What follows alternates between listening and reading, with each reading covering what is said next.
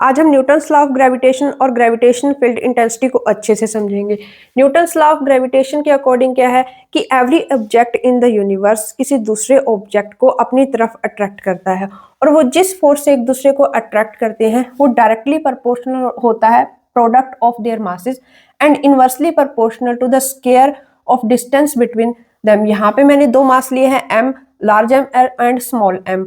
तो जो उनके बीच में फोर्स होगा वो क्या होगा, gravitational force g, gravitational constant large m small m की प्रोडक्ट अपॉन में r का square minus r cap. Minus r cap क्यों लगाया, क्योंकि ये जो मास है स्मॉल m को अपनी तरफ खींचेगा। देखिए माइनस r कैप होगा, अगर इस तरफ फोर्स लगता तो r कैप होता, ये अपनी तरफ खींच रहा है माइनस r कैप, तो यहाँ पे माइनस लगाया क्योंकि ये अट्रैक्टिव फोर्स है और ये मास इस मास को अपनी तरफ खींचेगा। हम ऐसे भी कर सकते हैं कि इस जो ये मास है इस मास को अपनी तरफ अट्रैक्ट करता है, ये दोनों मास एक दूसरे को अपनी तरफ अट्रैक्ट करेंगे।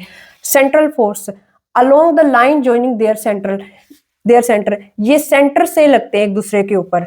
ऑलवेज अट्रैक्टिव, ये फोर्स ऑलवेज अट्रैक्टिव है। कंजर्वेटिव पाथ इंडिपेंडेंट, जो ग्रेविटेशनल फोर्स है वो कंजर्वेटिव है, पाथ पे डिपेंड नहीं करता, ये इनिशियल और फाइनल पोजीशन पे डिपेंड करता है। इंडिपेंडेंट ऑफ मीडियम, मीडियम पे डिपेंड नहीं करता, ये हर एक जगह पे सेम होता है। Form action reaction pair, action reaction pair का मीन यहाँ पे क्या है कि जो force large M small M पे लगाएगा वही force small M large M पे लगाएगा, इक्वल एंड अपोजिट फोर्स वो एक दूसरे के ऊपर लगाएंगे।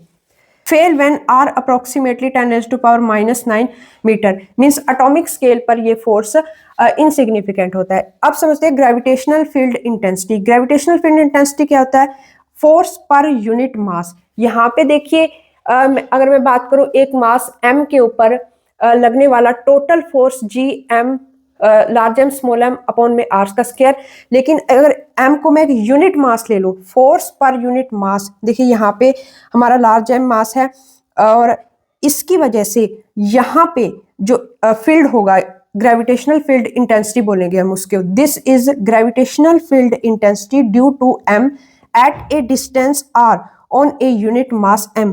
ये तो है टोटल फोर्स, लेकिन यहाँ पे है एक यूनिट मास के ऊपर जो फोर्स लग रहा है वो है ग्रेविटेशनल फील्ड इंटेंसिटी। उसका फॉर्मूला होगा gm अपॉन में r का स्क्वायर माइनस r कैप, क्योंकि वो एक अट्रैक्टिव फोर्स है। तो आई होप आपको ये समझ में आया होगा।